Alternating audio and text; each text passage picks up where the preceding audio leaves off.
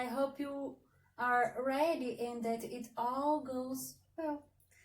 Hoje nós vamos corrigir o slide 5 do PowerPoint da aula 1 e eu gostaria que você, logo após que nós corrigirmos esse exercício, vou fazer um breve resuminho sobre o PowerPoint, sobre o que foi mandado na videoaula também, da aula 1 e 2, para que você fixe de verdade esse conteúdo.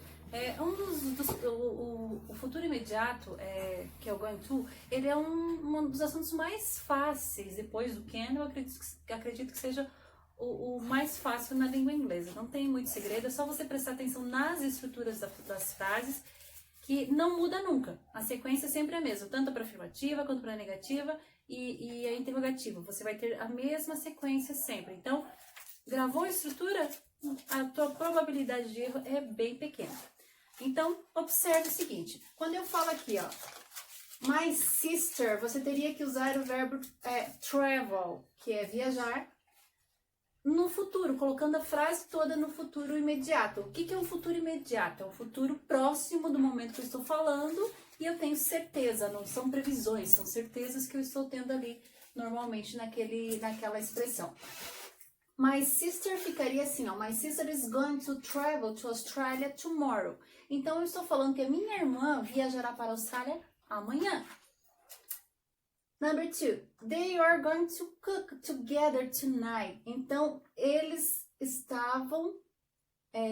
vão cozinhar juntos esta noite, certo? Então, ficaria aí que é uma expressão do momento que eu estou falando, se é esta noite, provavelmente eu devo estar falando isso nesse momento ao meio-dia ou à tardezinha, daqui a pouco já é noite. Então, é um momento próximo do que eu estou falando.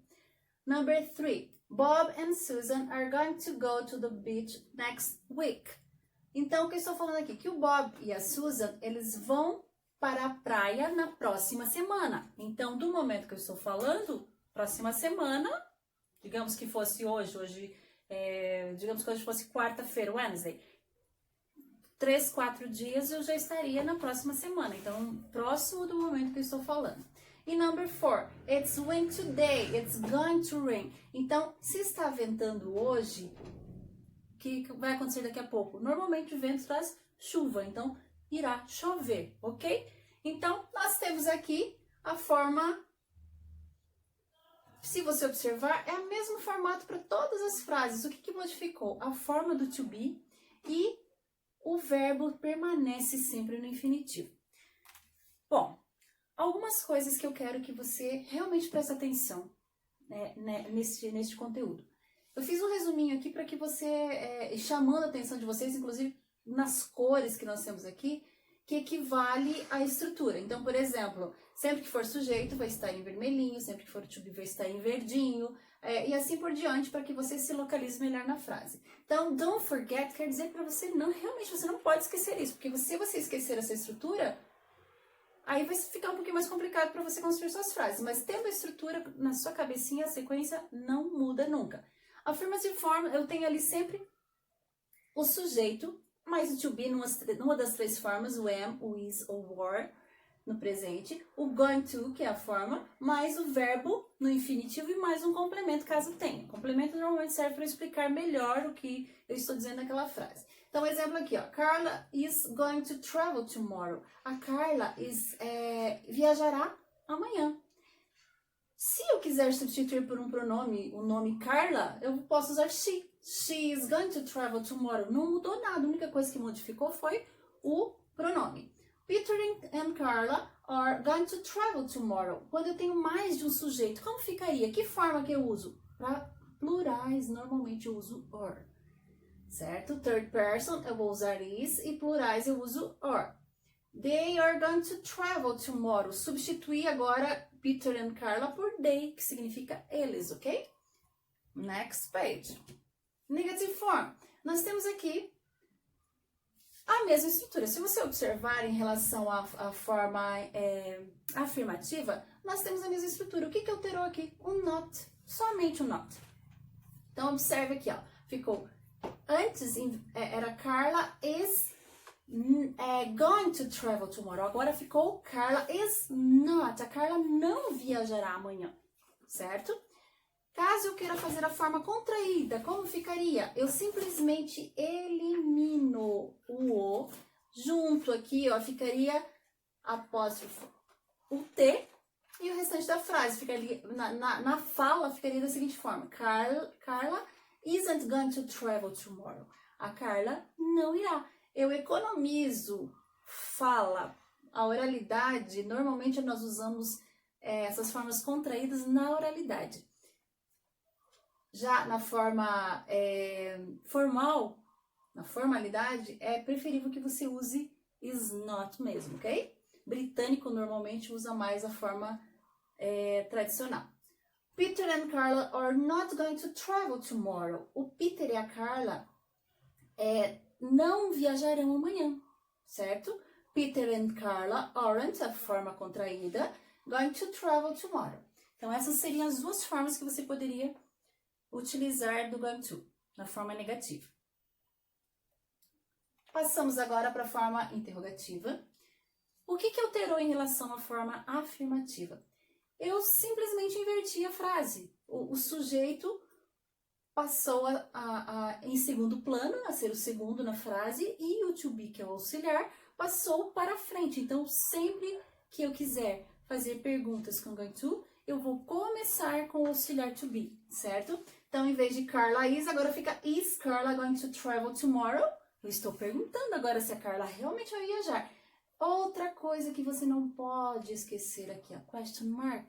Se você esquecer a interrogação, deixou de ser pergunta, porque não existe pergunta sem uma interrogação, inclusive no português. Se eu não coloco uma interrogação, eu não vou saber que aquilo é uma pergunta. Ainda mais que nós não temos interrogative words como tem na língua inglesa, não existem indícios como existe na língua inglesa de inverter quando é pergunta. Então fica aí bem claro que você não pode esquecer a interrogação, porque senão sua frase vai estar errada. Futuro também é a mesma coisa. Agora, ao invés de Peter and Carla are, vai ficar are Peter and Carla going to travel tomorrow? Are they going to travel tomorrow? Então é a mesma coisa. Tem o pronome, inverto com o to be. O to be vai passar a ser o primeiro na frase. Aqui eu coloquei um remember, por quê? Porque tem muitos alunos que passam assim a vida escolar desde o prezinho ouvindo falar do amigo to be, né? Eu falo que é o meu amigo Toby. Mas veja bem, sempre que eu quiser, ele vai acompanhar minha vida escolar todinha. E por ele ser um verbo auxiliar, em determinados casos, ele tem extrema importância. Aqui no going to, nesse tempo verbal especificamente, se você não colocar o to be, ele vai ficar errado. O tempo verbal vai estar, a escrita vai estar errada, ok? A sua frase vai ficar errada. Então, só coloquei aqui as equivalências para você relembrar. Então, para I eu uso am, não esquece disso. You eu uso are. Para he, she, it, is. We e they eu uso are também. Lembrando que third person uso somente para homens ou meninos, né? She somente para o sexo feminino, né? It, animais e objetos. Ou como auxiliar em determinados momentos aí para colocar um sujeito, porque no inglês não existem frases sem sujeitos, ok? Ou também em determinado momento em que a mamãe está grávida e ainda a gente não sabe se é um menino ou uma menina, eu também consigo usar it para falar sobre esse bebezinho que a gente não sabe ainda se é um boy ou uma girl, ok? Next page. Vamos ver ali o que nós temos afinal. Por que eu coloquei isso aqui? Wrong. Wrong é errado, está errado. E até coloquei uns asteriscos no local para que você entenda que se você escrever frases assim, ó, Carla going to travel, isso é muito comum. Isso aqui é repetitivo, ano após ano. A gente vê alunos escrevendo sem o to be aqui, ó. Se você não colocar a forma aqui do to be, você já errou a frase toda, tá? Então, presta atenção. Depois do sujeito, seja na afirmativa e na interrogativa, na afirmativa e na negativa, eu preciso ter o to be aqui. Então, como que ela ficaria correta? Se eu colocasse esse is aqui, ó. Faltou o verbo to be, o is, não pode esquecer. Então, ficaria Carla is, não Carla going to travel, direto, porque estaria errado. Mesma coisa aqui, Peter and Carla. Se eu não colocar or aqui, também vai ficar errado. Então, eu preciso colocar Peter and Carla are going to travel tomorrow, ok? Eu espero que vocês tenham compreendido um pouquinho mais, um pouquinho melhor o conteúdo do futuro imediato. E corrijam os seus exercícios, continuem. Tem dúvidas ainda? Assistam novamente as videoaulas, vejam novamente o PowerPoint que foi enviado para vocês. Façam as suas anotações e tendo dúvidas, pode me perguntar via e-mail que eu respondo. Às vezes demora um pouquinho porque a demanda às vezes é bastante. Mas se você tem dúvidas e quer me mandar um e-mail, se identifique, por favor. Coloque a sua turma, coloque seu nome completo e escreva a sua real dúvida, escreva com clareza, para que assim eu possa te ajudar de uma melhor forma, ok? Bye bye, see you next class, ok?